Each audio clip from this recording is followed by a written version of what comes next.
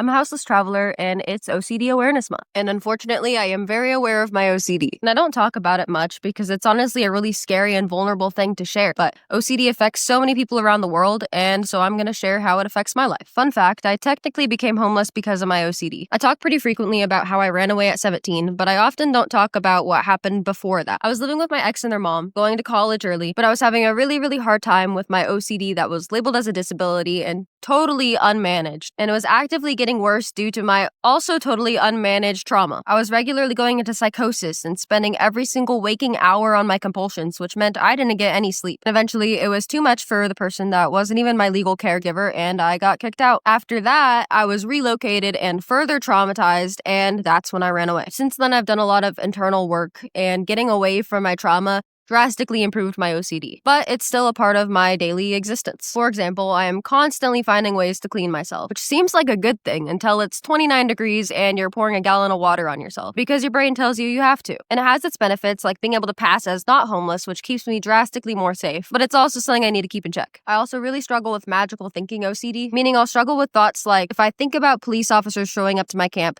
they'll show up to my camp. And that's just that. It'll just happen. And again, this is something I have to try to keep in check regularly, but it keeps me up sometimes. And that's just the life of living with OCD. I feel the need to tie my shoes in certain ways, pack my pack in certain ways. Sometimes I'll find myself in spirals where I'll obsessively check my pack over and over again, worrying that things are missing or things have somehow been placed in my pack. And again, that's just life. You learn to manage it. For me, that means meeting it somewhere in the middle, where I try not to enable it too much to the point that it gets worse, but I will sometimes put my mind at ease. I've been on Prozac, Lexapro, Zoloft, all that stuff. And now I'm just trying to learn to be at peace with myself and my brain and how it is. And some days it's really difficult, but I have OCD and that's okay. And if you have OCD, be proud of yourself. You're managing, you're alive. That's beautiful. Be kind to yourself. That's all. Bye.